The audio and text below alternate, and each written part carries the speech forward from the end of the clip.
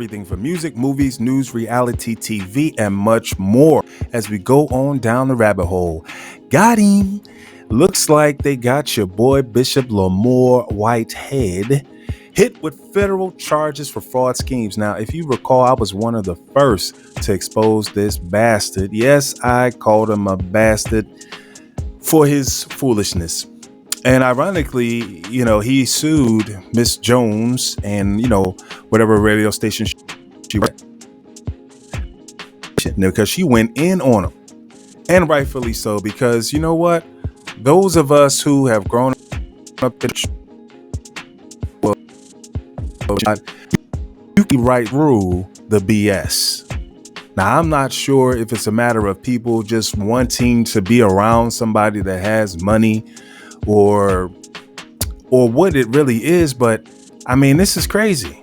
According to the news here, the flashy Brooklyn pastor who was quote unquote robbed, my air quotes, during a church service earlier this year was arrested by federal agents Monday for allegedly scamming a member of his own congregation, amongst other charges. Whitehead, who preaches a prosperity gospel, drives a Rolls Royce and often wears pricey jewelry and Gucci suits, was indicted on 2 counts of wire fraud, 1 count of extortion, and 1 count of making material false statements for lying to the FBI, federal prosecutors said. Now, if convicted, this bastard is going to face a maximum of 65 years in prison. Now, keeping in mind, he already went to jail once for fraud. So this was just simply another hustle, another scam. Too many people have fallen victim and prey to these so-called pimp pastors that's been out here for years. This is nothing new. There was a time where either you was going to be a pimp in the street to get your money or you could become a pastor. You could do either or, right? You didn't really have to mean what you say. So I'd much prefer if you go ahead and be a pimp. You know what I'm saying? If you just want to get money by any means necessary, then by all means do that. Why do you involve people who believe in God and then turn them into believing in you and then taking advantage of them? That's what the majority of these pastors do. They know how to get people right where they want them. They make you feel that they are the go-between you and God. Just how some people believe that there is no go-between, that you can just connect directly to God. And some people believe that you have to go through Jesus to get to God. Now, that's not a debate for this conversation here today, but that is very much like the situation between the congregants and the pastor sometimes. But anyone can see, like, how could you not see this dude is completely a fraud? He went to prison for fraud. He's doing it again to an old lady so he can live the lifestyle. He just wants the lifestyle. That's what he's about. He's just so fake. It's just so, it's just not even, I can't think that I know of that really take this guy seriously. There's nothing wrong with looking good and dressing fly and buying all these cars.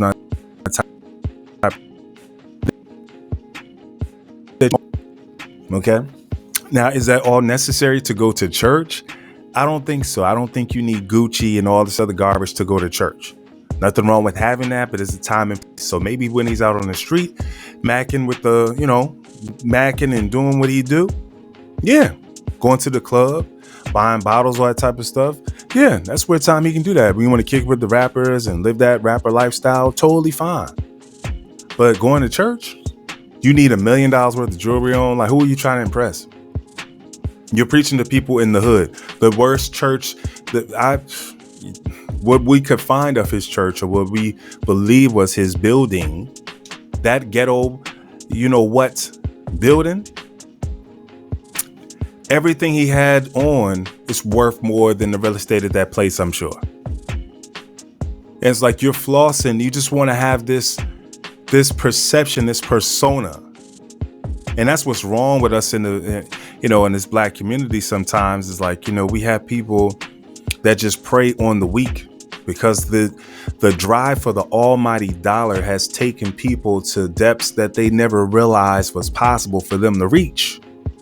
And it's just sad because it's kind of promoted to you, right? If you grow up in poverty and having to deal without, a lot of times people come to a place in their life, they're like, you know what? I'm getting it by any means necessary. I do not care how I get. I don't care who I hurt, who I step on, what I got to go through, what sacrifice that need to be made. I got to get me some money because there's some things in this life that I do not want to pass up on. And that's why that old saying exists. The good guy finishes last. And in some respects, that's true because the good guy is going to take the high road, which in some cases, and not all, but in some cases, is going to cause you to have to miss out on certain things because you're not willing to go that extra mile to get what it is that you want. Notice I didn't say need. Notice I didn't say what you deserve necessarily, but what you want. And there's some people out here who want that Bentley. They want the Gucci suit. They want the $1 million. They want the big house, the big mansion. And even if it's for a short time, at least you can say you had it.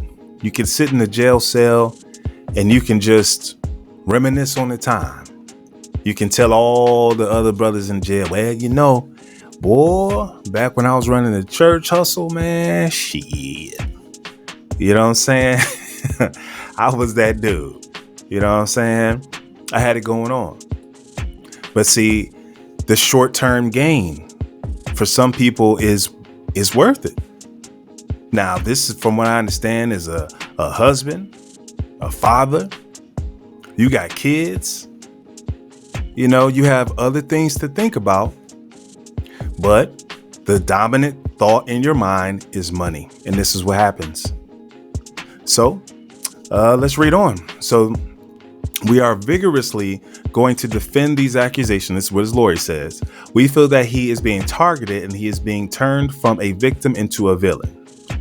This all stems out of a civil lawsuit that is being handled in civil court. He will be vindicated, she added. Florio appeared to be referring to a 2021 Brooklyn Supreme Court suit brought by parishioner Pauline Anderson, 56 years old, who accused Whitehead of swindling her out of her life savings. Anderson says Whitehead convinced her to liquidate her life savings and pay him a $90,000 investment in November 2020, with the promise that he would buy and renovate a home for her. Instead, he used the funds for a down payment on a $4.4 million home for himself in Saddle River, New Jersey, the suit alleges.